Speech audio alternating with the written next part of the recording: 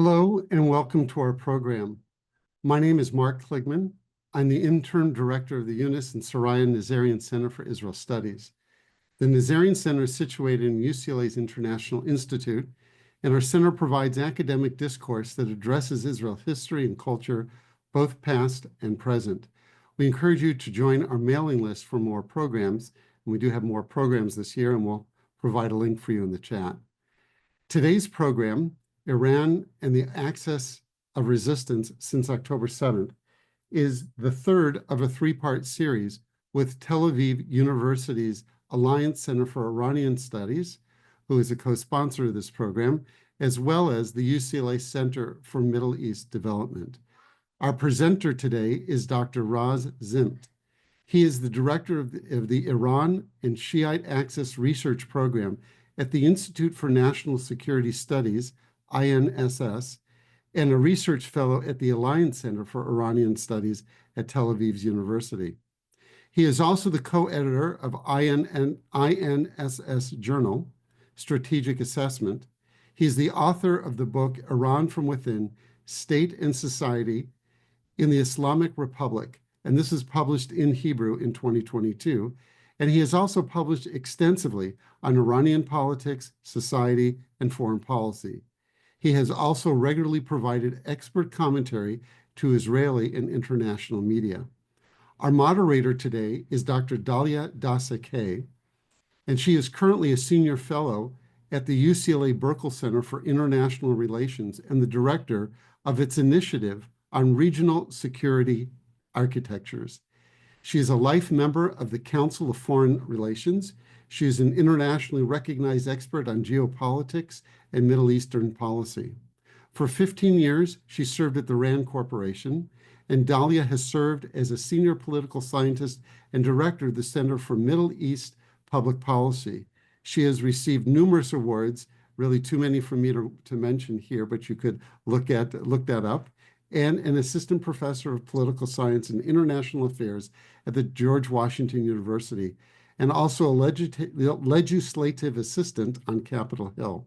She is the author of several articles and policy reports, as well as she has authored 3 books, including most recently, Enduring Hostility, The Making of America's Iran Policy, published by Stanford University Press, and will be forthcoming this year. So without further ado, Dr. Dalia Dasakeh will introduce the program, followed by our speaker. Thank you. Thanks, Mark, and thanks to the Nazarian Center. It's a real pleasure to be with everyone here on this webinar.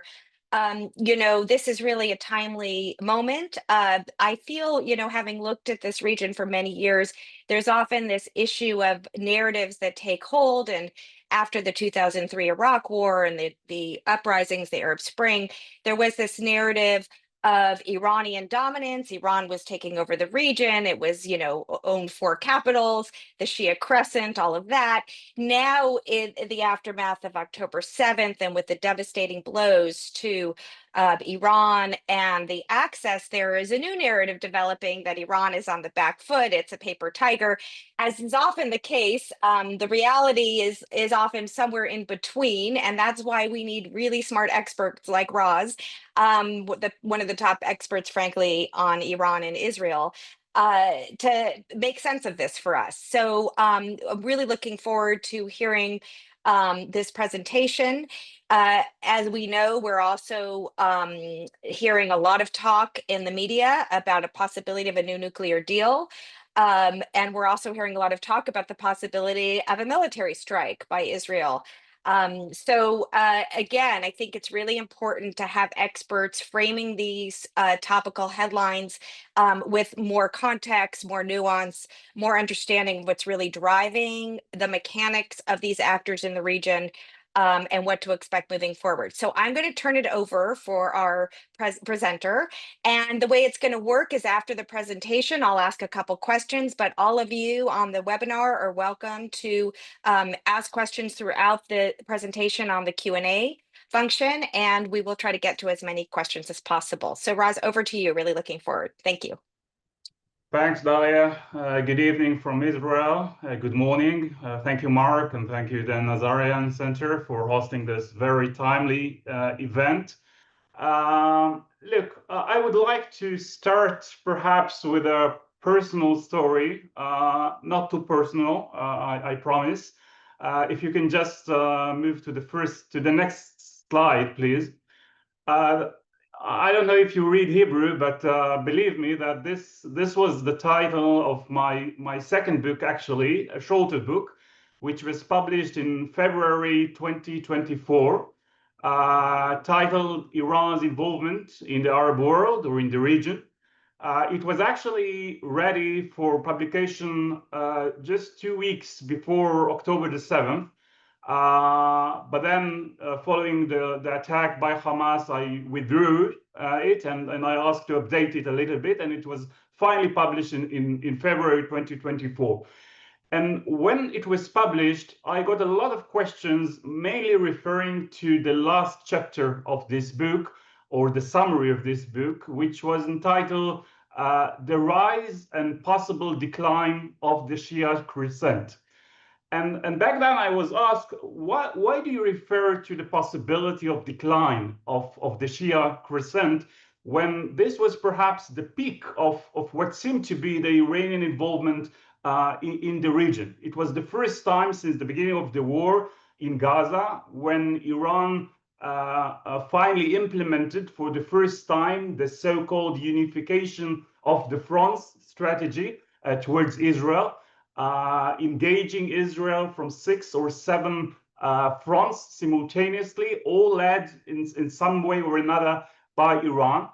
And it was also seemed to be, as Dalia mentioned, that Iran, according to one Iranian member of the Majlis, of the parliament, referring to the fact that Iran was controlling not just Tehran, but 4 capital cities, Damascus, Beirut, Baghdad, and Sana'a. And it really seemed that this was an Iranian success story. So I was asked, why do you speak about the decline of the Shia crescent?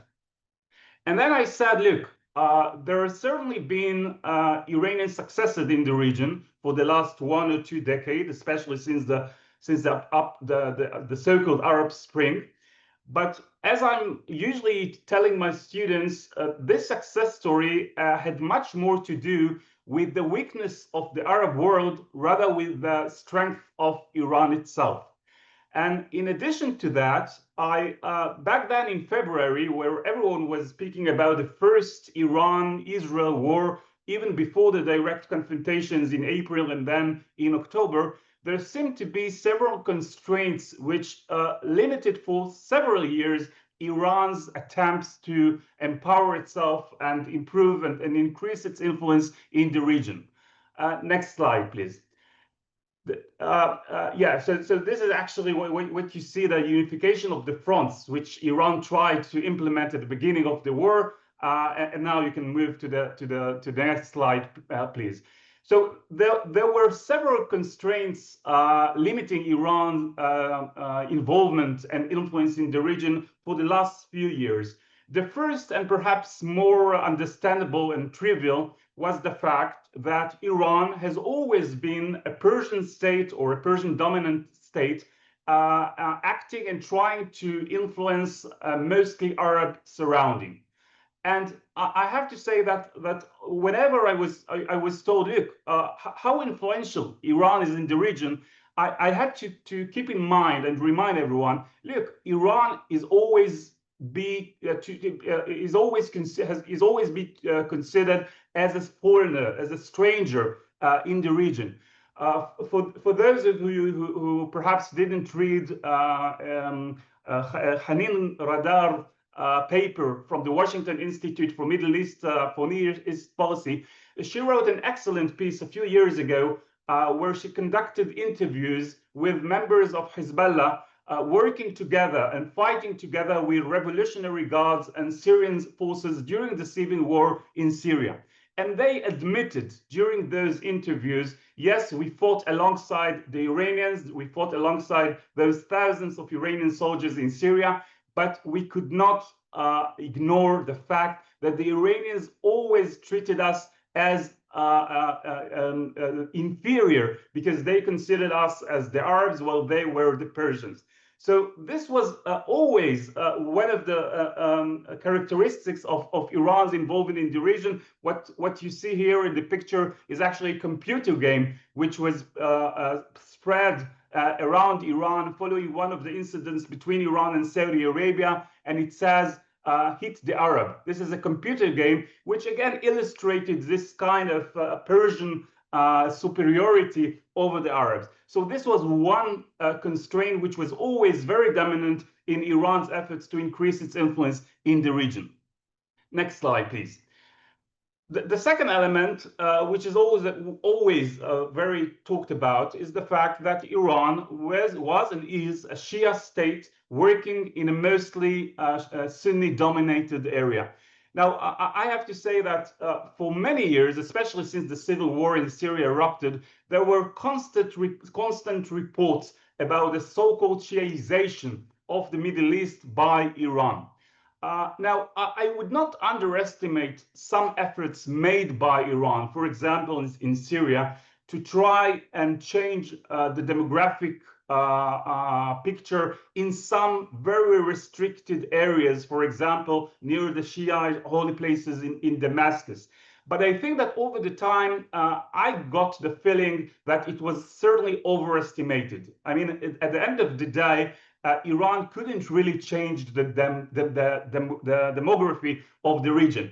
It got sometimes to the level where I don't know if you remember, following the differences of opinions between Iran and Hamas and the Palestinian Islamic Jihad in Gaza, following the eruption of the civil war in Syria, where Hamas stood by the rebels and Iran stood, of course, by the Syrian regime. There was a limited kind of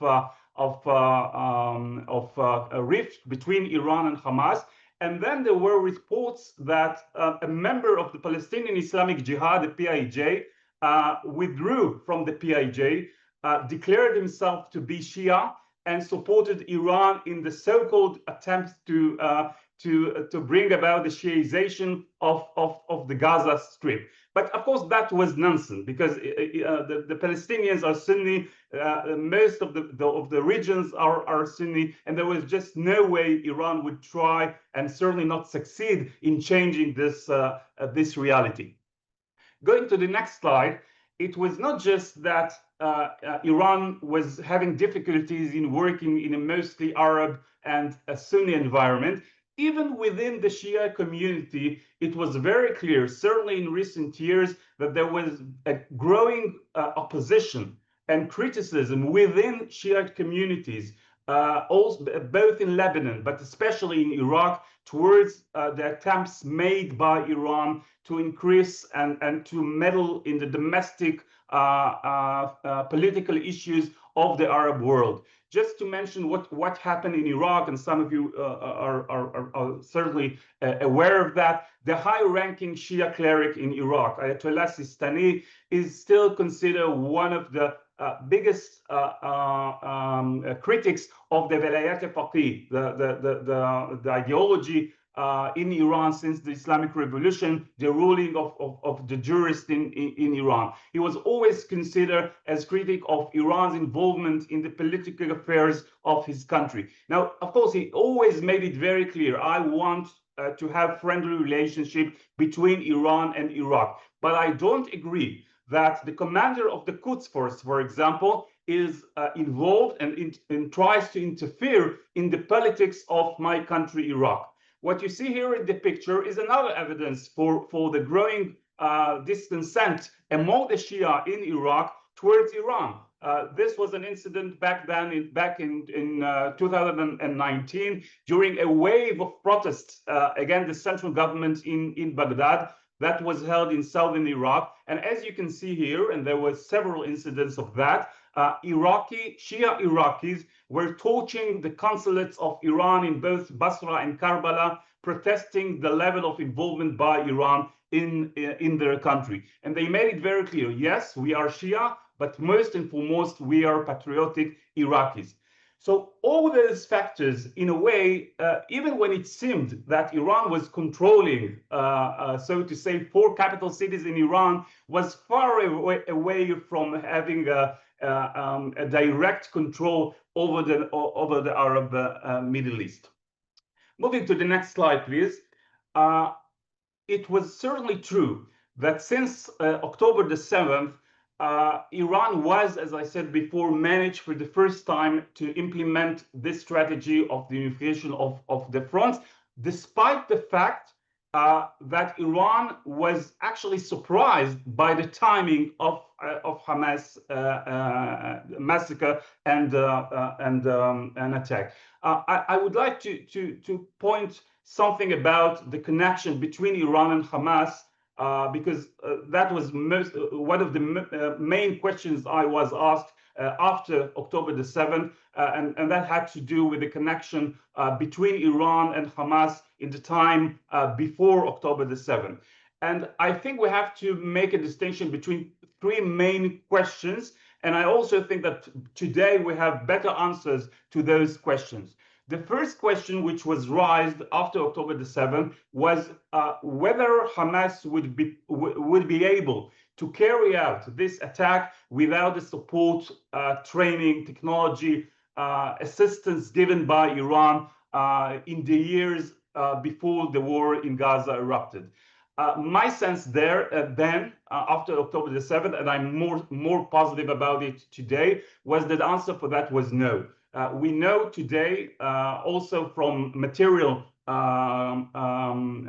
caught by the IDF in Gaza over the last 2 years, that during the 2 years before the war, Iran certainly increased its assistance and support, both financial, technological, training to Hamas, which certainly enabled Hamas to carry out this attack. The second question, and you can go to the next slide, please, was whether Iran was aware of this plan by the Hamas to attack Israel. Here again, and I think today it's we can certainly say that with much confidence, that Iran, by Iran I mostly mean the Revolutionary Guards Quds Force, but also the supreme leader of Iran, Ali Khamenei, were certainly aware of those plans. Those plans, I mean, both the Hamas plans to occupy the Negev and Hezbollah's plan to occupy the Galilee.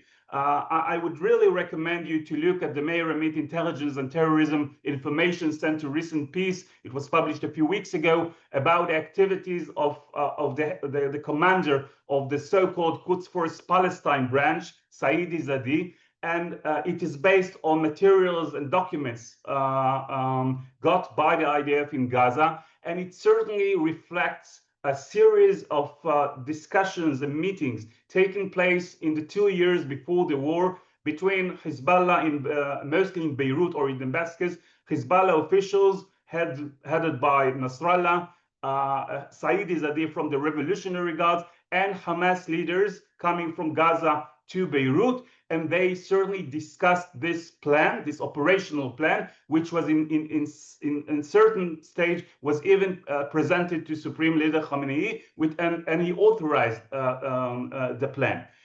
The last question, which in my view is the last important one, was the question of whether Iran was aware of the timing of the attack. And here I think we can say with quite certain that Iran was surprised by the timing of the attack, because the Hamas leadership in Gaza wanted to keep it secret. But at the end of the day, it's very clear that after October the 7th, Iran, although it was surprised by the timing of the attack, but was willing to be engaged in this orchestrated campaign against Israel to force Israel into a ceasefire as quickly as possible and to preserve as much as possible both the strategic capabilities of Hamas and Hezbollah. Next slide, please.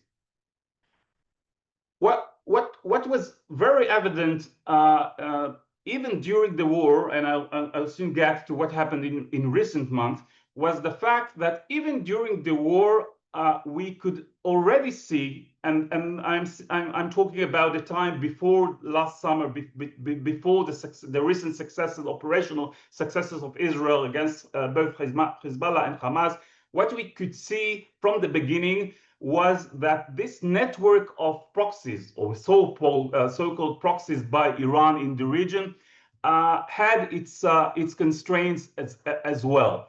From the beginning, it was very clear that we are speaking not about a command and control axis controlled by Iran. It was very obvious from the beginning, and that was one of the processes which developed, especially since the assassination of Qasem Soleimani, the commander of the Quds Force in January 2020, that this network of proxies went through a process of decentralization, which allowed the different members of this network to become more dominant.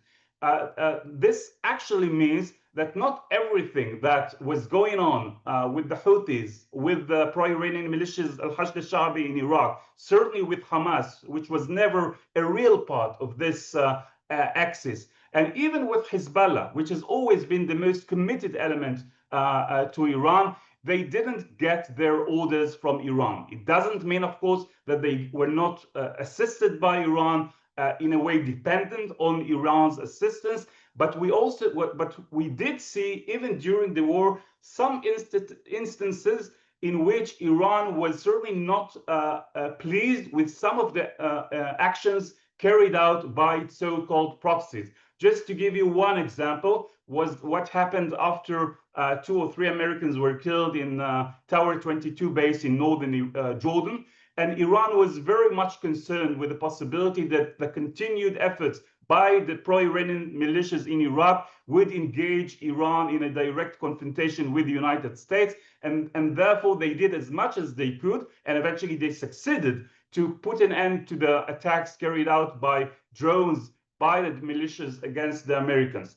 There was even one incident following the assassinations of Ismail Haniyeh in Tehran and Fuad Shukr in Beirut, where Hezbollah really expected Iran to retaliate directly against Israel. And at the end of the day, Iran decided, it was shortly after the elections in Iran where President Pezeshkian was elected, Iran decided eventually not to retaliate. And that, according to certain reports, caused some disagreements between Hezbollah and Iran. So it was very clear from the beginning that we are talking about a network of proxies based on common ideology, certainly, based on common enemies. But at the end of the day, each member and each component of this axis served and had its own agenda and its own interest.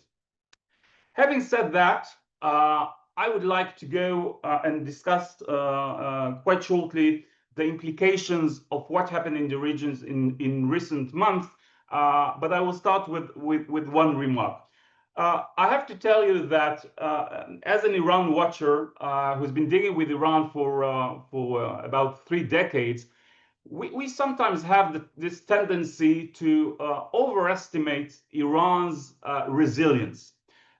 Sometimes we find it very difficult to believe that Iran will not be able to cope or to overcome challenges and threats to its national security. And I'll refer to it in a minute. But first, I want to share with you my thoughts about the implications of the recent developments, especially since the summer of 2024.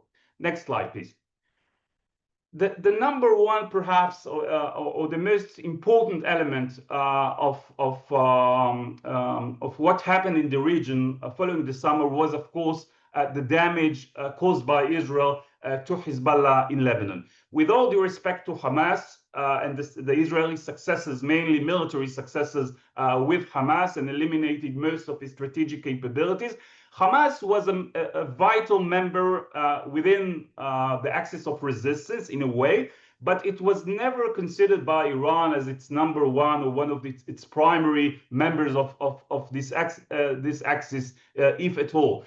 Iran did consider Hamas as a very important element in order to improve and increase its own involvement in the Palestinian arena. But at the end of the day, Iran could certainly survive without Hamas.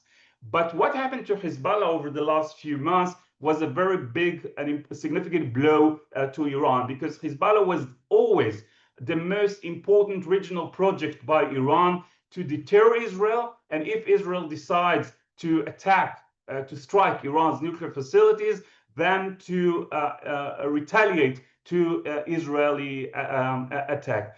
The fact that Israel, and we can discuss it later, the fact that Israel can consider the possibility of striking Iran's nuclear facilities right now without having to take into consideration the response or retaliation by Hezbollah, this by itself serves as a very big important indication for Iran's losing its most credible threat against Israel and its most credible and significant way to retaliate to Israeli attack against Iran.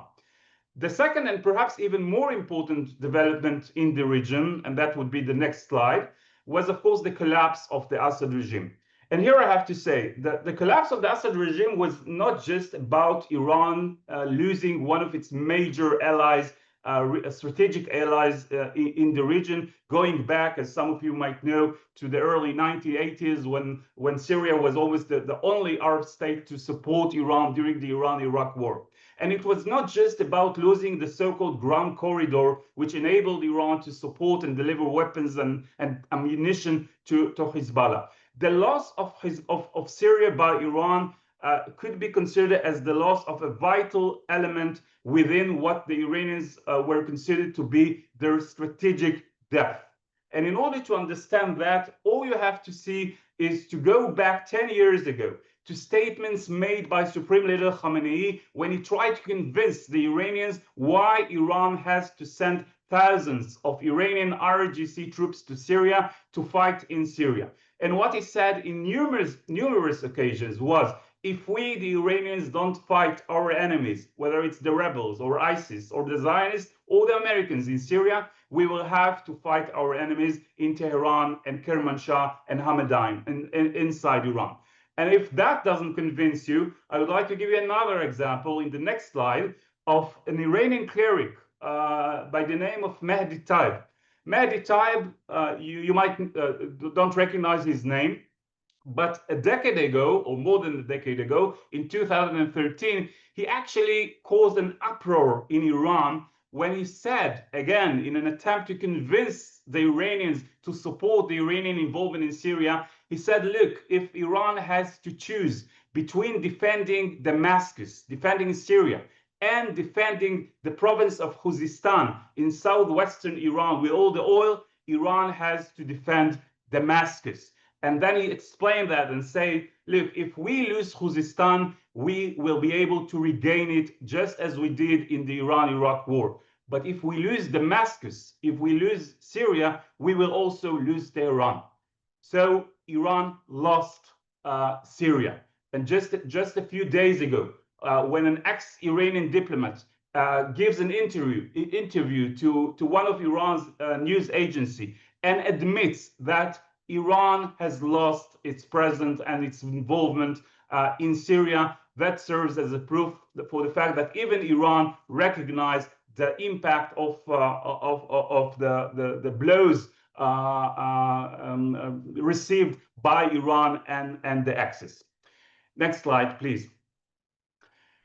The bottom line, before I move forward to the last part of my presentation, would be that what happened over the last few months, the meaning of that is that Iran, for the first time, lost a major significant component of what it considered to be its deterrence strategy vis-a-vis its enemies and especially Israel.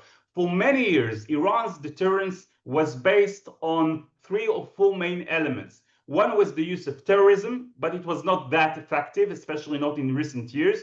The second component was the use of missiles, and I'll get back to that. But perhaps the most important element within Iran's deterrence, because it was never wanted to be engaged in direct confrontation with Israel until April 2024, it was always considering this network of allies and partners in the region as one of the main ways to deter Israel and to deal with Israel without being directly engaged in a fight against Israel.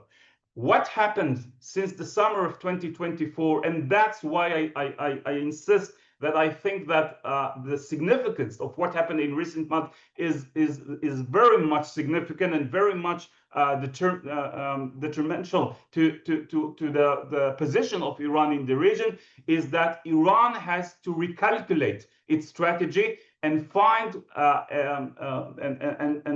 and sort out trying to sort out what would be the best way and the best strategy to deal with its enemies, having lost its capabilities in the region. And of course, it doesn't mean that Hezbollah is out. Hezbollah is down. It doesn't mean that Hamas is out. Hamas is still down. It doesn't mean that the pro-Iranian militias in Iraq are out. They're still there. They still enjoy significant influence, but their abilities to support Iran's deterrence vis-a-vis Israel and also the United States have certainly declined. And that, of course, has major consequences for the other elements within the Iranian deterrence, first and foremost, its strategic ballistic missiles. But there are also voices, and again, we can discuss it later on, there are also more and more voices inside Iran saying, look, if we have lost our capability to deter Israel through the network of proxies, and if we haven't managed to force Israel into accepting a new equation following the first and second Iranian attacks against Israel in April and October, perhaps the only way to get significant ultimate deterrence vis-a-vis Israel is through the nuclear program. Perhaps we should break out to nuclear weapons, but I'll put that aside. To conclude, I would like to go back to what I said before about our tendency to overestimate Iran's resilience. I can certainly identify with that because I was one of those who for many years said that we should not underestimate Iran's resilience and its ability to use to turn challenges and threats into opportunities. One reason for that, and you can go to the next slide, is because I'm a practical historian. You can go, please, to the next slide. And I remember, because that was the topic of my PhD dissertation, working on Iranian regional policy back in 50s and 60s. I remember very well that back then in the 50s and 60s, Iran was also trying to come up with the network of Iranian influence. What you see here is a very short part of cable sent by the Israeli ambassador to Tehran, Meir Ezri, and he met his colleague, the Iranian ambassador to Baghdad, and he told him what exactly he was doing. The Iranian ambassador during his term in Baghdad. And he reported on his activities among Iraqi Shia, and you can see this is said including a weekly visit to the holy cities of Najaf and Karbala, offering bribes to clerics and encouraging them to visit the Iranian embassy and consulates in Iraq. The Iranian ambassador's report may be seen as an indication of Tehran's increased involvement in Iraq, but this report, as I mentioned, obtained from the Israeli National Archives, was from May 1965, and it really reflects the fact that even before the revolution, Iran was very much serious about trying to improve its involvement and influence in the region. So history certainly serves as an evidence that it's not going to be that easy to keep Iran inside its borders.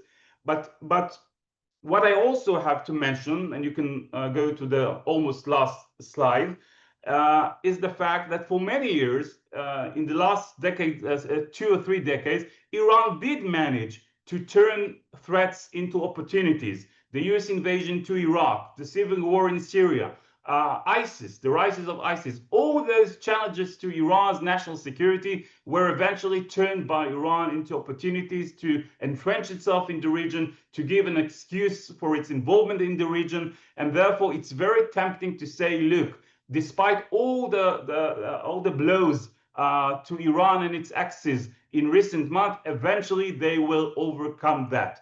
What I will say, and I'll conclude with that, and you can go to the last slide, is that my sense is that this time it's going to be very difficult for Iran to overcome those challenges and threats. We already see some evidence, not for Iran's deserting its strategy. No, it's not going to desert its allies. Even the more pragmatic elements within the Iranian leadership are not calling for Iran first strategy.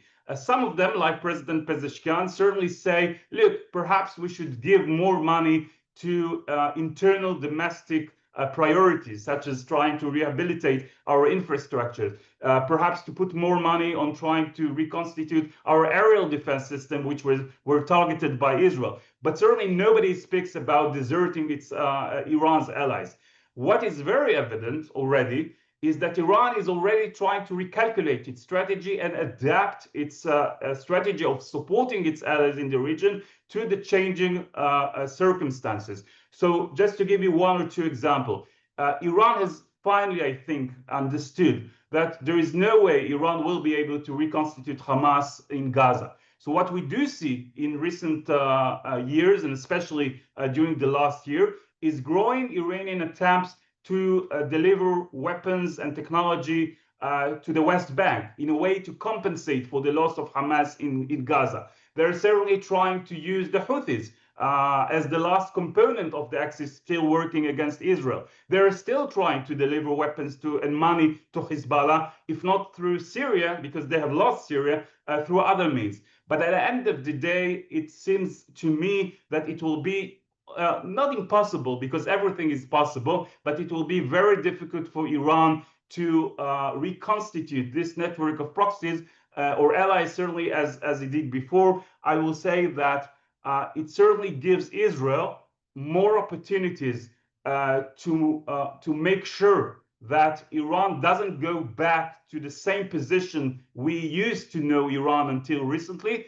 But, and I'll end with that, it also gives Israel the opportunity to use other means, not just military force, in order to make sure that the circumstances in the region evolve in such a way which will make it much more difficult for Iran to rehabilitate its position, because Iran has always been very capable of using instability in the region for its own interests. And I think Israel can do a lot more in order to make sure that Iran doesn't get as much opportunity to do that as in the past. I'll end here, and I'm going to happily to go to the discussion. Thank you. Great. Thanks so much. Wonderful presentation. A lot to think over. We have a number of questions. I'll just start with a couple. Well, first of all, I think it's terrific that you gave the overview of the past to try to understand and diagnose some of our overestimation of Iranian influence before October 7th. I remember at RAND, where I worked for many years, we had a report called Dangerous but Not Omnipotent. I wrote co-authored articles, The Limits of Iranian Power, but yet that narrative of Iran is taking over the region really held. So I think that's an important perspective to understand what we've been facing the last year and a half. But I want to get, there's a lot of questions about you're a historian about the past, and why did Iran overestimate itself? Actually, we weren't just the only ones overestimating Iran. They overestimated their own capabilities. And there's a lot of questions given their strategy for so many years of keeping fights away from their own territory, how they miscalculated so catastrophically to get to this state. So I'd be interested in your thoughts of how they got to that. But also, and a lot of the questions are about the current environment. Getting to where you ended, this idea of adaptation to the losses that they have faced, especially since the summer, as you had noted. we see two main mechanisms. One, options that Iran has. One you alluded to, which is the possibility, and a lot of analysts are talking about the potential Iranian motivation to offset its losses on the conventional front with the pursuit of the unconventional, finally going past that finish line and weaponizing its currently civilian nuclear capabilities. That's one option. The other option that's currently in the press quite a bit right now is making a deal with the United States and possibly others, but right now it's mostly bilateral discussions mediated through the Omanis. The other option is cutting a deal and reconstituting something that's going to look like the JCPOA, minus or plus, still unknown, and also a very conducive regional environment right now, supporting diplomacy over war. Arab states, especially in the Gulf, are very supportive of diplomacy. They have actually normalized with Iran. Iran is not terribly isolated. So this view of Iran is on the back foot, and I think you made a very good case that it's been really severely damaged in terms of its access strategy. But it has other cards to play. It has very good. It is developing relations and reconstituting relations with the entire neighborhood, and despite the loss of Syria and so forth. Now, that may not last, but it does seem that Iran often does have this ability to adapt. So I'm curious as to your assessment of the past, why they miscalculated, but also adaptation strategies now, weaponization versus going the very different direction, which is diplomacy and kind of cutting a deal, kind of like after the Iraq War in the 80s, deciding to move a different direction for the sake of survival. So those, just lay that out to begin, and then we'll get a little bit more into the current stuff. Yeah, so concerning the past, look, I think that Iran really fell in love with the idea that it could get away from being engaged directly in a confrontation with either Israel, certainly with the United States, using this this network of allies in the region which could fight for Iran and preserve Iran's interests instead of Iranians being fighting Israel on their own. And we have to admit it, when Iran compared its position in the Middle East in 3, 5, 10 years ago to Iran's position 10 or 20 years before, this was certainly an Iranian success story. I can certainly understand the narrative of the Iranian leadership saying at the end of the day, we managed to perhaps not to control four capital cities, because I'm not sure that they themselves believe that, but we finally reach a kind of influence without taking the risk of fighting our enemies by ourselves. I think they made two mistakes, or at least two mistakes. One, they did not appreciate the fact that, as I said, at the end of the day, they are strangers in the Arab world. They certainly managed to use and exploit the circumstances of this instability and civil wars and the weakening of the Arab states in order to increase their own position. But they were not aware of the fact that they have to work in other ways to make sure that it's not just with non-state players they work, but that they have to reach out to more significant elements within the Arab world, including, by the way, the central governments in the Arab world. And therefore, they were always considered to be working in subversive ways of action, which made many Arabs, including in some of their partners, very suspicious of their intentions. They were certainly underestimating Israeli strength. I think that what happened in recent years, and it was not just in Hezbollah, not just in Iran, it was also within Hezbollah and Hamas, they misinterpreted Israel's domestic problems in a way which would allow them perhaps to take the vision, the ideological vision of eliminating Israel a step forward and turning that into a plan of action. And I think they really believe that at the end of the day, perhaps not in October the 7th. I don't think they wanted Hamas to do that on October the 7th. Actually, I'm quite sure that they wanted to for this kind of attack to be delayed until the moment when Hezbollah was more ready to implement its own plan, operational plan. But they did think that because of the domestic problems inside Israel, they could do that more successfully. And we have to admit some of the successes achieved by Israel in recent summer, surprised the Israelis as well. So I can certainly understand why the Iranians were underestimating our abilities. Concerning the issue of what they're doing now, I certainly agree with you that despite losing their, at least partially, the deterrence through its networks, it has other cards to play with. Its nuclear position as a threshold state, its improving ties with both Russia and China, and certainly its improving of tie with Saudi with the Saudis and other Gulf states. The fact that Trump, during his recent visit to the Gulf, heard MBS and other Arab leaders telling him not to use force against Iran. This is a major shift in the Saudi position. If I compare that to the Saudi position back after the JCPOA was signed in 2015. But again, I think that if I try to understand the shift in Khamenei's calculation, there was a shift.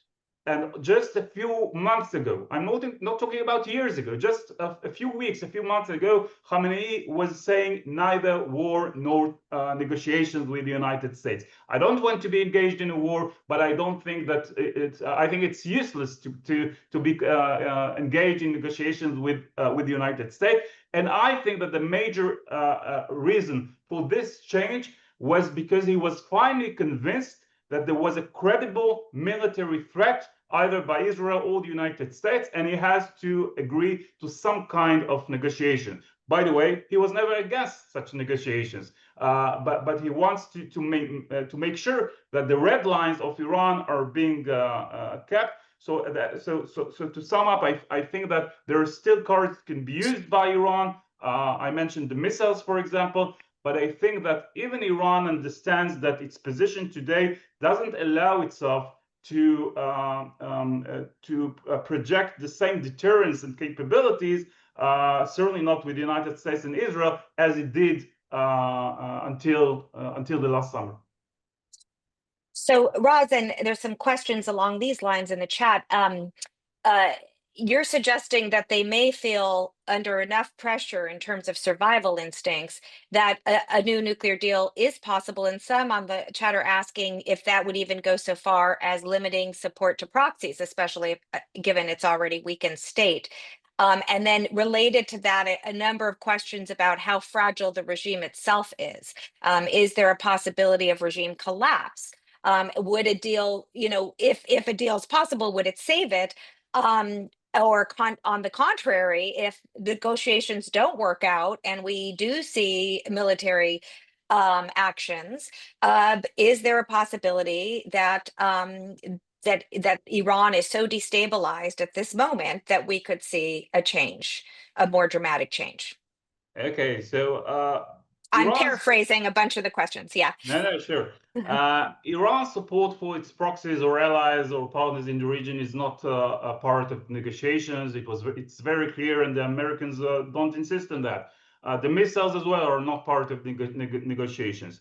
I don't think that Iran will negotiate its support for its allies in the region.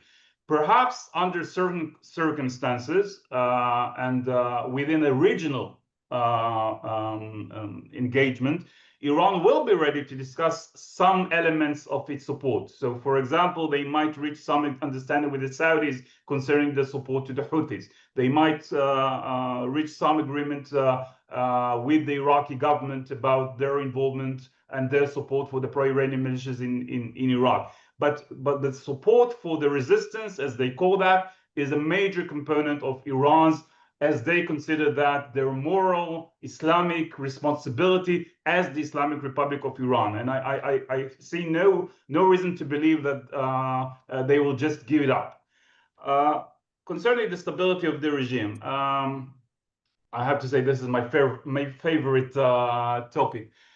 Look, the regime, the Iranian regime, the Islamic Republic of Iran certainly suffers from a major crisis of legitimacy.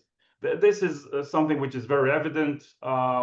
We can see that a lot of indications for that, including the very low elections turnout in recent years. There's also been a very severe economic crisis in Iran, severe shortages of electricity and waters, several waves of protests. The most significant was in 2023. But even this week, we are following the strike by truck drivers inside Iran. Having said that, the regime in Iran can change tomorrow morning. It can change next year, and it can change in a decade from now. Because I don't think there is a direct connection between the fact that most Iranians don't like their regime and what will be the trigger which would allow the regime to change. I think that there are several conditions. This is not the topic of talk today, but I will just mention that unless there are millions of Iranians in the street, unless there is a coalition of different sections within the Iranian society working together, and unless there are some cracks and divisions within the political and security elite in the region, I just can't see that happening.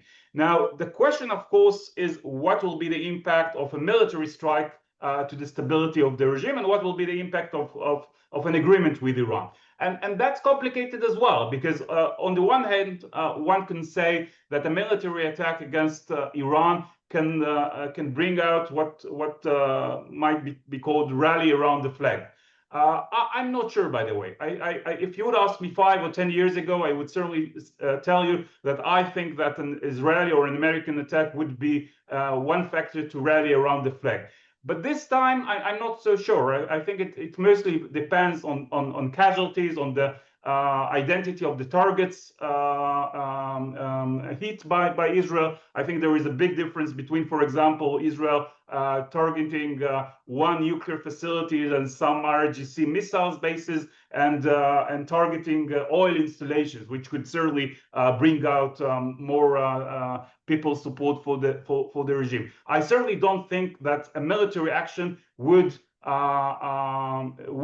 bring down the Iranian regime. Certainly not. But the consequences could certainly weaken the regime even further. And that goes also concerning an agreement. In the short term, certainly the economic benefits which the Islamic Republic will gain as a result of a deal, sanctions relief, the unfreezing of its assets abroad, will certainly be used by the regime to strengthen itself. We have to admit that at least some of the money, perhaps not most of that or all of that, would go to strengthening its missiles and proxies and malign activity in the region. I can't, on the other hand, rule out the possibility that in the long term, if there are some signs of better relations between Iran and the West, perhaps not with the United States, certainly not as long as Khamenei is still there, but in the future, if there is growing ties between Iran and the West, this in a way could perhaps empower the civil society in Iran, the more pragmatic elements inside Iran. But at least in the near future, I can see the Iranian regime being strengthened as a result of such a deal. Okay, great. I want to get back to actually a fundamental question one of the participants asked, which applies to Americans experts as well, but asking how an Israeli expert and researcher can assess Iranian motives and capabilities, as well as those of Hezbollah and others in the network, when you can't visit the country. And again, this applies to Americans as well. And, and linked to that, how certain, because a lot of your talk raised this question of, we overestimate, we miscalculate, we often didn't gauge it properly. How certain can we be that these capabilities really are damaged longer term? For example, if Israel does decide to strike with or without American cooperation, some Iranian nuclear facilities, um, uh, are we sure there's no longer a deterrent, or the retaliation wouldn't be more significant than maybe estimated in Israeli circles currently, which is suggesting an assessment of a pretty low risk, from what I'm hearing from you at the moment, given Hezbollah's missile capabilities appear to be severely degraded. Are we, how certain can we be that these things will not surprise us again in different ways? So concerning your first question, this is really a problem. I would really like to visit Iran, and that's a problem. I have to say that today I find it much easier to follow what's going on in Iran due to the to social media, to my talks with people who went to Iran. If that gives me full understanding of what's going on inside Iran, certainly not. But unfortunately, many Israelis can't visit many states they follow and research. Sometimes I get some indications from inside Iran, from contacts I have with journalists, with who quote, some of them even quote me in Iranian press, which gives me an indication that perhaps I'm not that wrong while trying to assess what's going on in Iran. But it certainly doesn't allow me to know everything about what's going on certainly in the leadership or even in the Iranian society. I think we have, concerning your second question, look, I think we have to be very cautious not to underestimate both Israeli and Iranian capabilities, but not to overestimate them. So on the Iranian side, I don't think that anyone in Israel underestimates Iran's ability to retaliate with its own missiles. I have to say that for many years, Israel has certainly considered Hezbollah as the #1 threat, even more than Iran, due to the fact that the arsenal of missiles and rockets and drones by Hezbollah was much more impressive. But still, Iran holds thousands of missiles, and they can certainly inflict a major damage to Israel. The question is always whether Israel should take the risk of Iranian retaliation under knowing that the possibility of Iran turning into a nuclear state could certainly inflict a much more devastating threat to the state of Israel and its national security. So if we have to choose between getting hit by hundreds of thousands of missiles or letting Iran to become a nuclear state or potential existential threat to Israel, I think the risks might be understood. On the other hand, there is clear understanding, I hope, in Israel that any kind of a military attack, even a joint Israeli-American attack, cannot destroy 100% of Iran's nuclear program, centrifuges, fissile material, certainly not knowledge and technology. We're speaking about delaying Iran's nuclear program in a way which perhaps will allow to get a better deal in the future. We will certainly we'll have to make sure that in the day after an Israeli attack, Iran will not try, and it will certainly try, to reconstitute its nuclear program, perhaps using what remains of its nuclear assets in order to do that. But again, the main question is that Israel considers the possibility of a nuclear military Iran as the #1 potential threat to its national security. And so I would caution not just again, but about the possibility of underestimating Iranian capabilities, but also not to underestimate Israeli capabilities. I'm not aware of those capabilities, but as I said before, we underestimated Israeli capabilities with Hezbollah. and we might be surprised. I hope that the surprise will not be on the negative way, in a negative way. Okay, well, Raz, we'll try to end there on a I don't know if I want to call it a positive note, because a military confrontation, yet again, it does not seem like the best way forward. But I think it's a good note of caution about not underestimating, overestimating, being realistic about the threats we're facing, the capabilities that various actors have, including Israel, and because we can't really give good policy advice and educate the public without actually assessing these challenges realistically and analytically. So I appreciate the effort today for you having done that. There were great questions on the chat. You've answered most of them. There are some lingering questions about the future of Syria and Israel's approach, but we'll have to have a separate webinar on that, because it deserves its own, I think, discussion. I'm going to turn it back over to Mark to wrap up. But again, it was a real pleasure to join you today and everybody in this group. Thank you so much. Thank you, Dalia. Thank you, Dalia, and thank you, Raz, for a very, very informative and timely talk today. We hope that you'll join us for our next event, which will be on June 5th at 10:30 a.m. Pacific time, for another webinar. The topic is entitled Trump 2.0 and U.S. Middle East Relations, New Deals and Shifting Alliances, another very timely topic. This will include Mickey Rosen-Aronson, David Makovsky, Hesham Youssef, and Stephen E. Zipperstein. Thank you very much, and we hope that we see you at our next event.